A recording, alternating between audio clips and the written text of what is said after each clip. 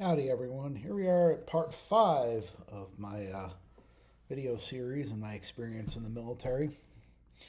I haven't done this in a couple of videos, so I have to do the disclaimer. I am not a recruiter. I am not trying to encourage nor discourage anybody from joining the military. If you have any questions about what you have to do to join the military, please consult a recruiter. Now, well, that's out of the way. We're going to move into a part of the segment was where we ended up leaving. I ended up leaving Korea and then moved down to, well, I went to the Philippines for a couple weeks for vacation. And then I went over to Fort Campbell after that, which I will say a lot of things about Fort Campbell is that it's way more what they call family oriented. Like they're really genuinely concerned about people within their families and things like that. It's also because they were insistent on most everybody being involved. I mean, you didn't have to be involved if you were a family member, but they pushed you to that point. But it wasn't that big of a deal. I've been through all these parties and things like that. I mean, they were really generous with things like time off. Like when you came back before and after deployments, you have a shit ton of time off, and that's not even block leave. That doesn't even include block leave. So I think that was one of those things I liked about Fort Campbell is when you're home, you're home. You go places a lot, but when you're home, you're home. You still have to do your, 9 to 5 or whatever, occasional field exercise. But majority of the time, Friday is either an early day or a half day or an off day. At least that was when I was there.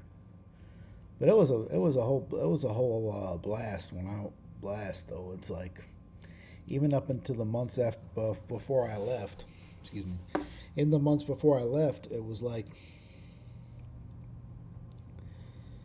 it was. I was thinking we were like 6 months removed from our deployment, coming back from Iraq, and that deserves its own video. So we're gonna do that eventually. But because we're almost done with this one, I'm going to talk about Iraq probably last. But yeah, there was we're going. It was a lot of fun. We left, went over there, came back. I think if I'd have stayed at Fort Campbell, I probably would still be in the military to this day. But unfortunately, things happen. We used to call Iraq the suck. Like I said, wasn't much about Fort Campbell. I mean, we hung out with each other a lot, but mostly the most eventful time we was there, we was in Iraq. I was with the Rakasans, and I went.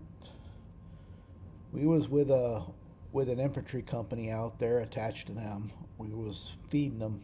It was pretty easy work for the most part. Would have been easier if we didn't have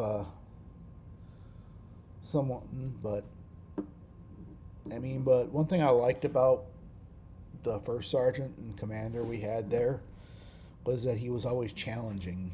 He was always challenging us, always challenging us to up our game a little bit. Like say, well, okay, this is good, but you want to try something to up that.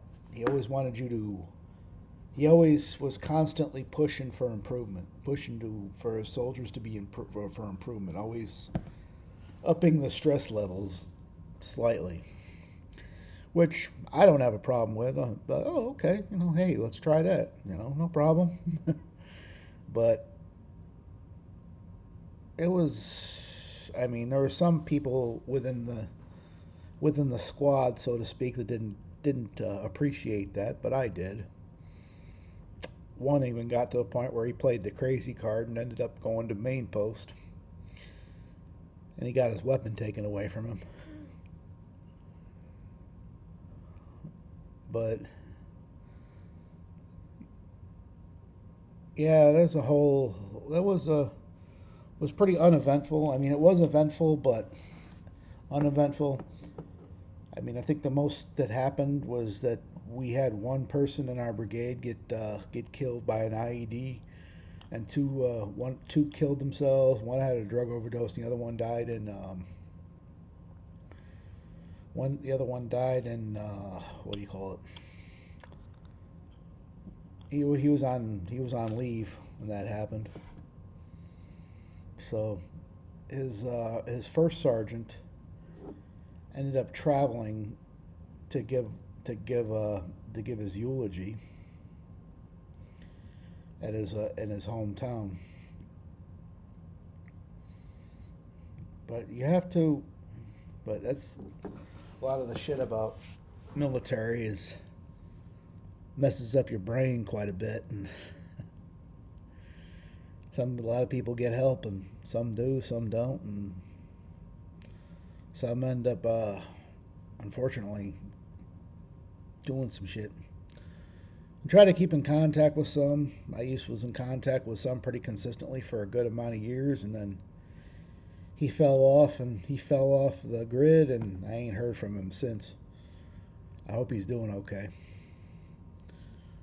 But I haven't tried to call him back. He ain't returning my calls. Nothing. But I hope he's doing well. I hope he's doing well. Uh, Chris, if you fucking see this, call me, motherfucker. But yeah, I'm.